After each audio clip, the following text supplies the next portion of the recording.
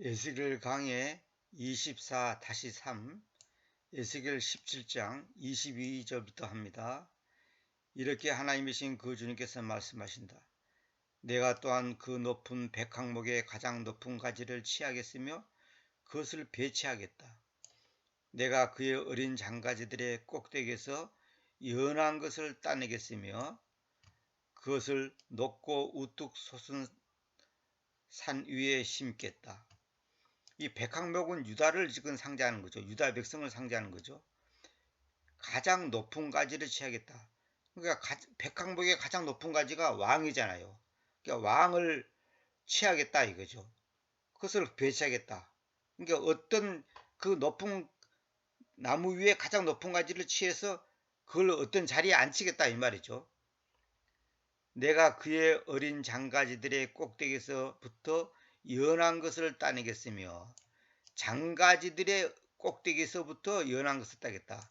여기 어린 장가지들의 꼭대기는 포로로 끌려간 여호야킨 왕을 말하는 겁니다.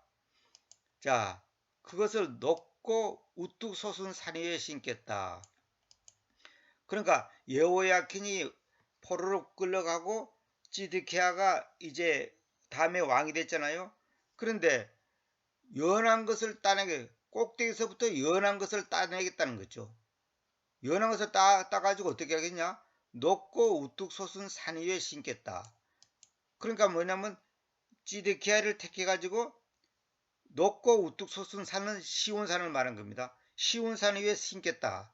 이것은 예언적으로 무슨 의미입니까? 하나님께서는 여기서 연한 것이라는 것은 뭐냐면 부드럽고 아주 연약한 걸 말한 거죠. 내가 여기 써놨죠. 연한 것은 겸손과 신분이 낮은 것을 상징한다 그랬죠. 그러니까 아주 신분이 낮고 겸손한 거. 그 누굽니까? 예수 그리스도. 그 장가지들의 꼭대기에서부터 연한 것을 따가지고 높고 우뚝 솟은 산 위에 시온산 위에 심겠다. 이 말은 뭐예요? 앞으로 장차 오실 메시아가 다시 말하면 예수 그리스도가 시온산 위에 우뚝 선다. 다시 말하면 이스라엘의 왕으로서 이스라엘의 영적 구원자로서 오신다. 그걸 지금 예언하는 겁니다. 전부 에스겔서 이거 예언사 아닙니까? 소예언서, 대예언사 그잖아요. 그 에스겔처럼 이렇게 양이 많은 거 에레미야, 이사야 같은 거는 대예언사라 그럽니다. 장가지들의 꼭대기에서부터 연한 것을 따내겠으며. 그러니까 이거는 여기서 높은 곳 위에 심는다는 것은 이스라엘의 민족의 남은 자들을 심겠다 이 말이죠. 결국 뭐냐면 앞으로 오실 예수 그리스도를 통해서 구원받은 백성들이 하나님 앞에서 분명히 존재한다, 살아남다는 거죠. 이건 영적으로 말하자면 오늘 우리 보고 하는 말이에요. 주님을 통해서 예수 그리스도를 통해서 우리가 구원받은 백성이 됐잖아요. 그러니까 우리 자신들이 바로 주님 앞에서 남은 자입니다. 바알에게 무릎 꿇지 않은 7,000명을 의인 7,000명을 남겨뒀다고 그랬잖아요. 그러니까 우리를 하나님께서 남겨둔다는 거죠. 그러니까 마귀는 하나님의 백성들을 완전히 멸하기를 원하지만은 하나님께서는 절대로 그걸 허용하지 않죠. 그 대표적인 것이 이사야 4장 2절 저 날 안에 그 주님이라는 그 가지가 이걸 보통 주님의 가지 이렇게 표현하잖아요. 이렇게 하는 것보다도 주님이라는 그 가지. 왜? 브랜치 그 가지가 주님이거든. 나중에 나오지만은 이 브랜치가 뭡니까? 나자렛. 나자렛 예수. 개혁성경은 나사렛 예수지만 나사렛이 아니라 나자렛 예수. 그러니까 나자렛 예수가 주님이고 주님이 나자렛 예수잖아요. 그래서 이걸 정확하게 제가 그냥 그 의미를 살려서 그 주님이라는 그 가지가 아름답고 영광스러울 것이며 그 땅의 열매는 이스라엘에게서 모면되어 있는 자들을 위해서 탁월하고 걸맞을 것이다. 그 땅의 열매는 이스라엘에게서 모면되어 있는 자들을 위해서 그러니까 살아남은 사람들을 위해서 탁월하고 걸맞을 것이다. 하나님의 택한 백성을 위해서 그 가지가 탁월하고 걸맞을 것이다. 굉장히 말하자면 중요한 위치에 선다는 거죠. 그러니까 주님이라는 그 가지. 그래서 제가 주님의 이름을 주님이라는 이름 이렇게 번역하잖아요. 그걸 증명할 수 있는 구절이 얼마든지 있습니다. 전부 다 그 메모를 해놨고 이제 그 관조로 기록해 놨습니다만은 주님이라는 그 가지, 주님이 가지고 가지가 주님이에요. 자, 그리고 이사야 11장 1절, 그리고 예새의 입줄기에서 한 막대기가 나올 것이고 한 가지가 그의 뿌리들에서 자라날 것이다. 개혁성경은 2세 됐잖아요. 예새의 입줄기에서 한 막대기가 나올 것이고 한 가지가 그의 뿌리들에서 자라날 것이다. 이거 제가 이사야 강의할 때 다 자세히 했던 내용입니다만은 그 예새라는 것은 뭐냐면 보잘것없는 양치기 예새에게서 메시아가 나온다는 것을 의미합니다. 그러니까 예수님의 조상이 양치기잖아요. 이것도 다 영적인 의미가 있습니다. 양이 뭡니까? 오늘 우리를 말한 거잖아요. 우리가 어린 양이잖아요. 그러니까 우리가 지금 하나님 앞에서 어린 양과 같은 존재단 말이에요. 그 양을 치듯이 주님은 목자가 돼서 우리를 치신단 말이에요. 정확히 말하면 인솔자죠. 인솔자가 돼서 우리를 양육시키고 기른단 말이에요. 그러니까 이거 전부 다 영적인 의미가 있습니다. 그래서 왜 예새의 입줄기냐? 이 말은 뭐냐면 보잘것없는 양치기가 예새합니까? 그래서 일본 사람들이 우리를 옛날에 말할 때, 우리나라를 말할 때 이시조선 그랬어요. 그 말이 뭐냐면 이성계가 반란을 일으켜갖고 정권을 잡은 한마디로 말해서 오합지졸 국가라 이 말이에요. 한마디로 벨볼는 하나의 이시의 어떤 강압에 의해서 이시들의 그 강압에 의해서 지금 유지되는 보잘것없는 나라라는 뜻으로 이시조선 하는 거예요. 다시 말하면 우리나라 조선을 비하시키는 표현입니다. 여기도 마찬가지예요.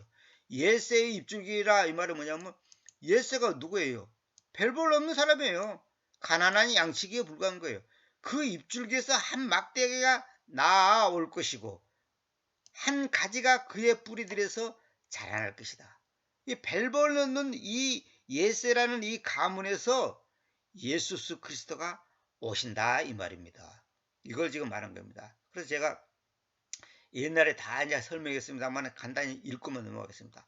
이 브렌치란 말은 뭐냐? 원래 히브리어 넷지르란 말에서 나오는데 이 넷지르는 영원히 지속되는 메시아 왕조를 상징하는 거. 그 다음에 막대기라는 것은 호테르라 그러는데 히브리어로 호테르라고 합니다. 막대기. 옆가지로서 양들을 인도하는 데 사용하며 원줄기에서 나오며 머리 부분이 굵고 단단하여 양들을 보호할 때 사용한다. 그 예새가 누구냐? 그는 보아스와 룻의 손자이며 다윗의 아버지다 이거예요. 그는 훨씬 훗날 예수께서 태어나게 될 베들레헴에 살았다. 가지는 히브리어로 넷제르 여기 히브리어 써놨죠. 넷제르 원래는 이게 넷제르가 아니라 넷제르의 이외 어원은 지키다, 보호하다, 보존하다는 뜻을 지닌 나짜리다. 어원이 나짜리다 말이에요. 어원이. 근데 그래서 여기서 나자렛은 이제 헬라어 그리스어입니다. 나자렛을 뜻은 말한 건데 역시 잘 지켜진 사람 혹은 어떤 것을 말하다. 그러니까 넷제르하고 나자렛하고 같은 말입니다. 그러니까 나자렛은 헬라어, 넷제르는 히브리어고 그렇습니다. 결국은 가지라는 뜻인데 잘 지켜진 사람 혹은 잘 지켜진 어떤 것을 말한다. 그 마태는 이사야가 그리스도를 비유한 가지 곧 넷젤에서 예수께서 30년간 숨겨진 삶을 산 지역의 이름인 나자렛의 의미를 본 것이다. 성경은 다윗을 예새의 아들로서 자주 호칭하는데 이는 대직자들이 다윗을 조롱하기 위한 것으로서 결국은 예새를 낳고 비천한 자를 여겼던 것이다. 아까 내가 말했잖아요. 예새 별볼로 없는 사람이야. 그 가문에서 메시아가 온다고 말도 안 되는 소리다 이거예요. 그러니까 유대인들이 볼 때는 이건 있을 수가 없는 얘기예요. 그래서 예수님을 비난하고 조롱하고 무시하는 거예요. 자, 그러나 하나님은 먼저 온 자 사울을 패하고 나중 온 자 다윗을 세웠다. 아버지 예세는 물론이고 다윗 또한 마지막 8번째 아들로 형제 중에서 천하게 취급되었다. 하나님의 선택하심이 없었다면 기름 바름을 받지 못할 것이다. 이처럼 예수도 다윗도 그리스도도 세상적으로는 알려지지 않았고 멸시받았으며 대우받지 못한 삶을 살았다. 그러나 바로 외적인 그런 환경에서 내면의 그리스도의 형상을 이룰 가지, 즉 넷째르가 우 밑에서 비밀스럽게 자란다. 그래서 언제 자라는지 보이지도 않게 밤낮으로 자라서 나무가 되고 열매가 맺히는 것이다. 그러므로 구원자로 오신 예수께서는 예세의 뿌리에서 자라난 가지로서 나자렛에서 감추어진 채 그리스도의 형상을 이뤘던 것이다. 우리도 그러해야 한다. 외면이 보기에는 바벨론이 화려하다. 그렇죠. 겉으로는 바벨론이 화려하죠. 새 예루살렘은 감춰져 있으며 내면으로 단장된다. 곧 그리스도이시다. 우리도 동일한 길을 간다. 그렇죠. 우리가 세상적으로는 별볼로 없지만 하나님께서 우리를 택해서 하나님의 귀한 자녀로 삼아주신 것처럼 바로 예수 그리스도가 인간적으로 볼 때는 아주 보잘것없는 집안에 보잘것없는 외모에 보잘것없는 어떤 직업을 가지고 사람들한테 비춰졌지만은 실제로는 그 내면은 뭐예요? 하나님이단 말이에요. 하나님이 인간의 몸을 입고 이 땅에 오셨단 말이에요. 그러니까 말씀이 육신이 되어 그게 아니고 말씀이 육체로 만들어져서 말씀이 육체로 만들어진단 말이에요. 우리도 마찬가지예요. 우리라는 하나의 잿덩어리 같은 나라는 존재가 말씀으로 나라는 존재가 결국 뭐예요? 하나님의 자녀로서 완전히 바꿔지는 거예요. 만들어지는 거예요. 말씀이 나를 하나님의 아들, 딸로 만들어버린단 말이에요. 이게 바로 구원이에요. 그래서 히브리서 5장 8절. 비록 그분께서 아들이 있었지만 그분께서는 자기가 고난당한 것들에 의해서 순종을 배우셨습니다. 고난이 없는 자들이 아니다. 그리스도의 길을 가고자 하는 자는 반드시 고난이 따른다. 이것이 하늘의 법칙이다. 제가 전에 이제 그 이사야 강의 때 이거 자세히 했던 얘기입니다. 그러니까 고난을 안 받고 하나님을 잘 믿다가 천당 가겠다. 그거는 없어요. 그런 거 없어요. 그래서 어떤 분이 말한 것처럼 가짜 크리스찬과 진짜 크리스찬의 차이점 중에 중요한 게 뭐냐? 자기 중심적인 사람은 가짜 그리스도는요. 무슨 말이냐면 내가. 그러니까 나를 위해서 하나님이 존재하고 나를 위해서 모든 것이 존재한다. 이런 식으로 자기 중심적인 거, 한마디로 이기적인 거, 인본주의적인 거, 이거는 가짜 그리스도란 말이에요. 그러니까 하나님을 믿으면 아무 고난이 없다. 오히려 고난이 있다고 사도행전에 보면 나오잖아요. 반드시 고난을 거쳐야 한다는 말이에요. 베틀레헴은 우리의 구원자, 베틀레헴은 우리의 드러난 구원자 예수스. 그러니까 베틀레헴이 빵집이란 뜻이라 빵. 레헴은 빵이고 베틀은 집입니다. 빵집은 눈에 보이잖아요. 그 보이는 것은 육체를 입고 이 땅에 오신 구원자이신 예수스를 상징하는 거고, 나자렛은 육신의 눈에는 안 보여. 왜? 나자렛이라는 말은 작은 가지가 눈에 보입니까? 안 보여요. 그 감춰져 있어요. 감춰진 그리스도를 가리킨다. 다시 말하면 눈에 보이는 예수스는 보잘것없지만은 그 예수스가 바로 메시아다. 그러니까 메시아를 이제 히브리어 메시아를 헬라어로 크리스트라 그럽니다. 영어로 이제 크라이스트 그렇게 발음하지만 그 발음은 잘못된 발음이고 크리스트가 정확한 거예요. 물론 헬라어로는 크리스토스 이래 됐어요. 전에도 내가 말했어요. 토스란 말은 뭐냐면 영어로는 트하고 같은 말이에요. 마치 우리말에 미스터 박 그러면 미스터 박이나 박군이나 박씨나 같은 말이잖아요. 그런 식으로 차이 나는 겁니다. 그래서 여기 내가 간단히 적어놨죠. 나자렛은 예루살렘에서 멀리 떨어진 갈릴리 호수가 있는 지역의 산간 지방이다. 높은 산들이 둘러쓰며 해발 약 375m의 높은 분지이다. 동쪽과 북쪽에는 가파른 언덕이 있고 서쪽에는 488m에 달하는 높은 산이 있으며 오직 남쪽만 열려있는 완전히 고립된 곳이었다. 그래서 그 누구도 관심을 갖지 않고 왕래도 거의 없는 그야말로 벽촌산간이다. 또한 사회에서 천대와 무시를 받던 곳이기도 하다. 이는 나다네엘의 한 말에서도 충분히 알 수 있다. 나다네엘이 뭐라고 써요? 베틀레헴에서 나자렛에서 무슨 선한 것이 있겠냐 그러잖아요. 나자렛에서 무슨 선한 것이 있겠냐. 다시 말해 나자렛에서 뭐 대단한 인물이 나올 수 있어? 별볼로 없는 그 산골짜기 벽천상간에서 무슨 인물이 나올 수 있어? 이 말이에요. 우리도 마찬가지예요. 하나님께서는 저와 여러분처럼 부족한 사람들을 택해서 하나님의 말씀을 전하게 하고 알게 하고 믿게 하고 저같이 부족한 사람을 통해서 이 성경을 강의하게 했단 말이에요. 이것이 기적이에요. 이것이 바로 하나님이 하시는 방법이란 말이에요. 그러니까 우리는 눈에 보이는 걸 가지고 판단한단 말이에요. 그래서 아까도 이거 말한 것처럼 바벨론은 화려해요.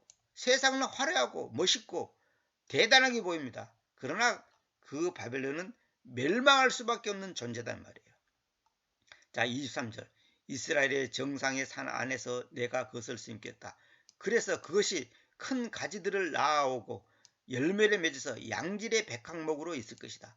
그리고 그것 아래서 갖가지 날개의 모든 날짐승이 거주할 것이니 그것의 가지들의 그림자 속에서 그것들이 거주할 것이다. 그것들은 뭡니까? 모든 날짐승을 말한 거죠. 그러니까 이스라엘의 정상의 산이라는 것은 왕국의 중심지요 이스라엘을 대표하는 시온산을 가리킵니다. 그 다음에 갖가지 날개의 모든 날짐승이 거주할 것이니 이 말은 뭐냐면 그것의 가지들의 그림자 속에서 그것들이 거주할 것이다. 다시 말하면 그 약한 연한 가지 그 가지가 큰 가지가 돼서 그림자 속에서 그 갖가지 날짐승들이 거주한단 말이에요. 이 말은 뭡니까? 갖가지 날개의 모든 날짐승 이방인들을 말한 거 아닙니까? 이방인들이 결국은 예수수라는 그 품속에 들어와서 구원의 복을 누린다. 그걸 지금 예표적으로 말하는 겁니다. 양질의 백항목으로 그것이 그 가지가 양질의 백항목으로 아주 품질이 좋은 백항목 다시 말하면 품질이 좋은 유다인으로 된다 이 말이에요. 유다인이 된단 말이에요. 우리는 아주 품질이 나쁜 존재입니다. 다시 말하면 죄인이에요. 죄인인 우리를 하나님께서 의인으로 만들었단 말이에요. 양질의 백항목으로 만들어줬단 말이에요. 어떻게?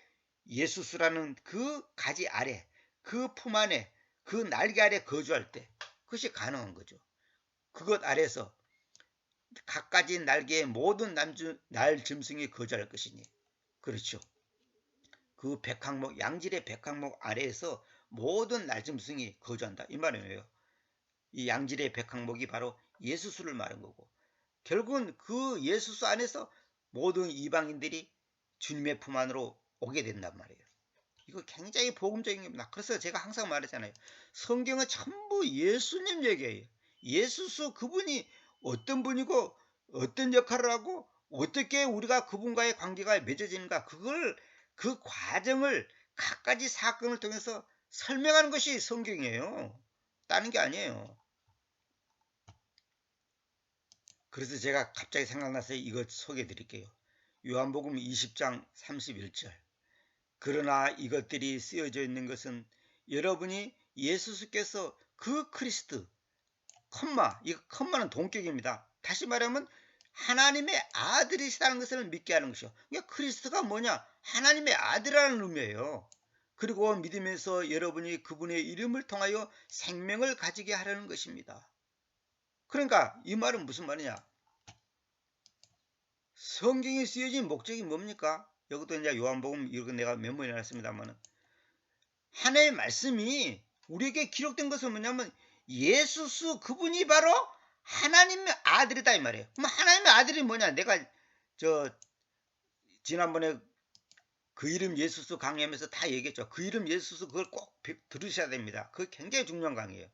하나님의 아들이란 말은 뭐냐면 보이지 않는 하나님이 보이는 하나님으로 왔다. 그래서 하나님의 아들 이렇게 표현하는 것이지 하나님 아버지 따로 있고 아들 따로 있는 게 아니에요.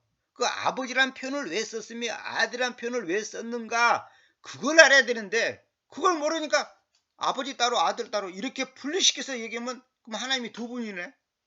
그래서 삼일체가 하나님입니다. 그런 논리는 맞지 않는 거예요.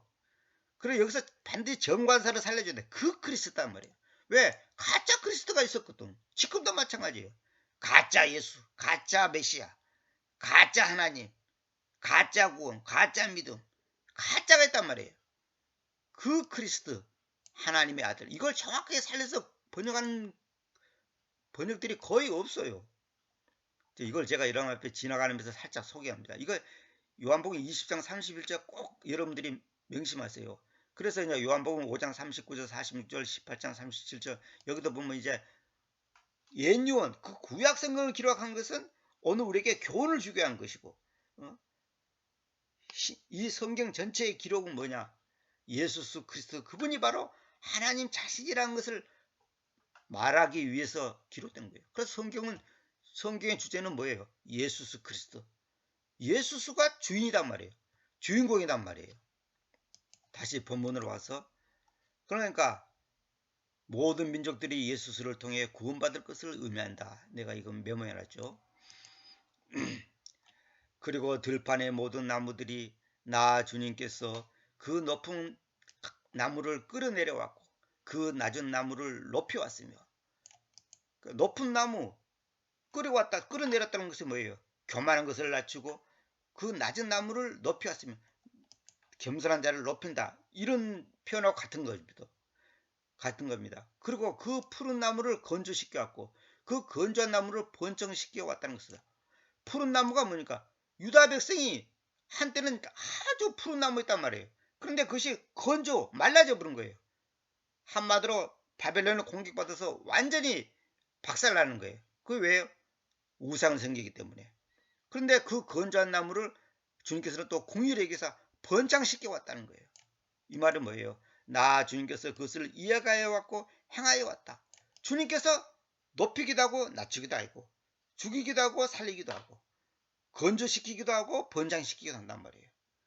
주님의 주권이에요. 그러니까 여기서 나 주님께서 모든 들판의 나무들 그러니까 만 백성들이 다 하나님의 절대 주권 아래 있다는 거예요. 들판의 나무들은 뭐야? 모든 민족들을 상징한다.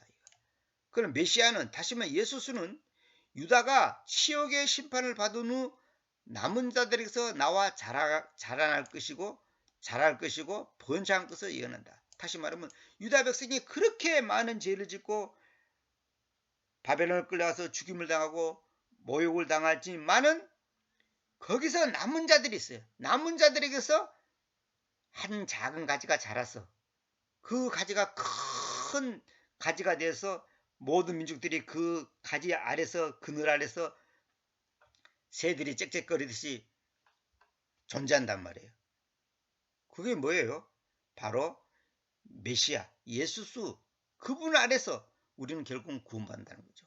사람이 봤을 때는 아무것도 아니지만 하나님 앞에서는 그 가지가 만백성의 그늘이 되듯이 예수수라는 그 나자렛 예수, 그 나자렛 그 가지에 불과한 그 예수수가 결국은 우리의 구원자가 된다. 이걸 지금 예표적으로 말하고 있는 겁니다.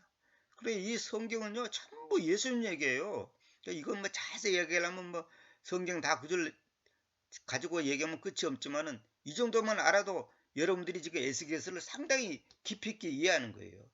그러니까 에스겔서는 에레미야든 이사야든 뭐 창세기든 뭐 그 어렵다는 레이기든 어떤 것도 다 예수수 얘기입니다. 예수수. 다 그 성막, 그 장막이라고 하는 성막 얘기도 그렇고 뭐 5대 그 계획성에는 5대 제사라 그러지만 5대 희생물 그 희생 드리는 것도 전부 다 예수님을 어떤 존재고 우리가 어떻게 해야 되는가 그분과 우리의 관계가 어떤가 그걸 말하는 거예요. 전부 다 결국은 전부 다 그래서 그 예수수를 똑바로 알아야 돼. 정확하게 알아야 돼. 그 예수수가 누구냐 이거예요. 그분이 바로 창조주요. 그분이 바로 아버지요. 그분이 바로 메시아고 그분이 바로 유일한 참 신이고 왕이고 전능하신 분이고 완전하신 분이란 말이에요. 근데 우리는 뭡니까? 예수수를 아버지 하나님과 아들 하나님으로 분리시키는 거야. 그래 아버지가 높냐 아들이 높냐 그래가지고 여호와쟁이들 그러잖아요. 아버지 여호와 하나님을 믿는 게 낫겠냐 아들 예수를 믿기 낫겠냐. 그러니까 여호와쟁이들은 예수가 하나님이라는 것을 인정해요. 근데 두 번째 하나님이라는 거예요. 두 번째 낮은 하나님. 그게 잘못된 거라니까. 그러니까 소위 말해서 여호와 하나님과 아들 예수를 분리시켜서 행하는 거예요. 그게 잘못된 거예요. 그래서 제 강의 중에 그런 얘기 다 했잖아요. 제가 딴 강의는 다 그만두고라도 그 이름 예수스 그 강의 50강만 제대로 소화시켜도요, 솔직히 말해서 신학교 100개 나온 것보다 나아요. 신학교에서 그런 거 가르쳐 주지 않아요. 그렇게 자세히 안 가르쳐요. 창조와 교회와 예수 그리스도는 어떤 관계인가, 그 강의도 제가 굉장히 중요하게 생각하는 강의. 그냥 다 같은 겁니다.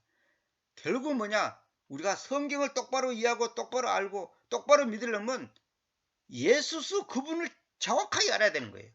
주인공을 정확히 알아야 돼. 우리가 영화를 보더라도 주인공을 정확히 알아야 돼. 주인공의 활동을 보고 그 흐름을 정확하게 파악하는 것이, 주인공과 그 활동의 내용과를 분리시켜서 생각하면 그거는 영화 보나 마나요. 그거는 그 잘못 보는 거예요. 영화 그거는. 우리 일반 책도 마찬가지고 그 책 내용의 핵심이 뭐냐 이거예요. 우리가 보통 학교 다닐 때 이 단락의 주제가 뭐냐 이런 게 나오잖아요. 주제가 뭐예요? 주제가 주인공이 누구냐 이거예요. 주인공이.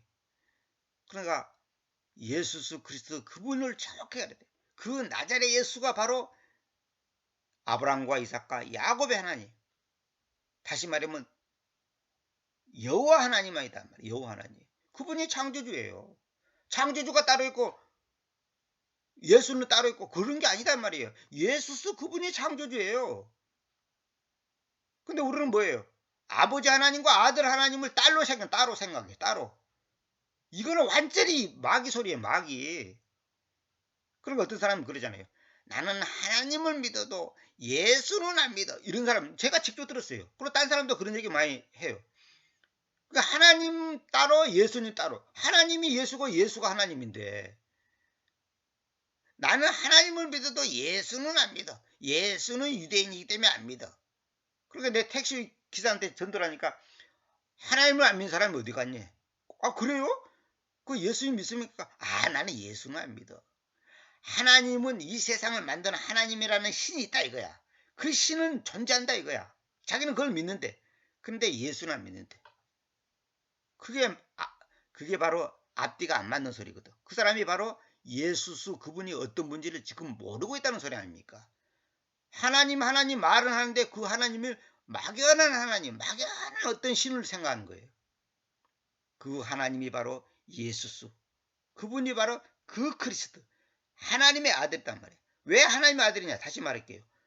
하나님이 육체로 있고 이 땅에 오시는 것. 다시 말하면 보이지 않는 하나님이 보이는 하나님으로 왔기 때문에 그 인간의 몸을 입고 오신 분의 이름은 예수스야. 근데 그 예수스가 바로 그리스도다 이 말이에요. 그리스도. 근데 그리스도라는 것은 뭐냐? 보이지 않는 하나님이 보이는 하나님으로 왔다. 누가? 예수스가. 그분을 갖다가 예수스 그리스도 그런 거예요. 주 예수스 그리스도. 주 예수스 그리스도라. 이 말은 뭐냐면 예수스 그리스도 그분이 바로 더 로드. 더 로드가 뭡니까? 여호와다 이 말이에요. 여호와. 아까도 내가 보여드렸죠. 그 여기 예수스께서 그 그리스도 하나님의 아들이라는 거. 여기 콤마가 뭐냐? 동격의 콤마. 그 그리스도가 바로 하나님의 아들이란 말이에요. 그걸 믿게 하기 위해서 이 성경을 기록한 거예요. 이 성경에 예수님의 활동을 다 기록하려면 이 세상에 둘 수가 없다 그랬잖아요. 근데 이것들이 쓰여지는 것은 예수수가 바로 하나님이다. 그걸 알려주게 한 거예요. 그것이 성경에 기록된 목적이에요. 그래서 어떤 분이 엊그저께 저한테 전화 왔고, 제 고향 사람인데 전화 왔고, 요한복음 아까 말한 그 20장 31절에 얘기하면서 그런 걸 정확하게 목회자도 모르고 있다 이거예요. 목회자도 모르고 있다는 거예요. 정확하게 모르고 있다는 거예요. 너무너무 안타깝다는 거예요. 그러니까 사람들이 전부 다 예수님 이름으로 기도할까, 하나님 이름으로 기도할까, 그리스도 이름으로 기도할까, 주님의 이름으로 기도할까 이러고 있는 거예요. 주님, 예수스, 그리스도, 하나님 거의 다 같은 분인데 그 개념, 그 용어에 대한 개념을 이해를 못하는 거예요. 그러니까 어떤 사람이, 어느 목회자가, 내가 직접 들었습니다. 방송 통해서. 자기는 기도 끝나면 예수 이름으로 기도합니다. 예수 그리스도 이름으로 기도합니다. 주님의 이름으로 기도합니다. 그렇게 하면 마음이 좀 찝찝하다. 그래서 자기는 이렇게 한대요. 하나님 아버지와 그의 아들 예수 그리스도와 성령님의 이름으로 기도합니다. 이렇게 다 들먹인다는 거예요. 그러면 오히려 마음이 더 안심하다나 어쩌다나. 그게 벌써 아직까지 잘 모르고 있다는 거예요. 잘 모르고 있다는 거예요. 왜 성령이라 했는지, 왜 거룩한 숨이라 했는지, 거룩한 영이라 했는지, 왜 주님이라 했는지, 왜 그리스도라 했는지, 왜 예수라 했는지, 왜 하나님이라 했는지, 왜 여호와라 했는지 그 개념을 모르는 거예요. 그러니까 안타까운 거예요. 우리가 수학 공부를 해도 그 용어에 대한 개념을 정확히 알아야 돼. 그래야지 수학 문제를 푸는 거예요. 우리가 책을 볼 때도 그 단어의 뜻을 알아야지 그 내용을 이해할 거 아닙니까? 오늘은 여기까지 하도록 하겠습니다.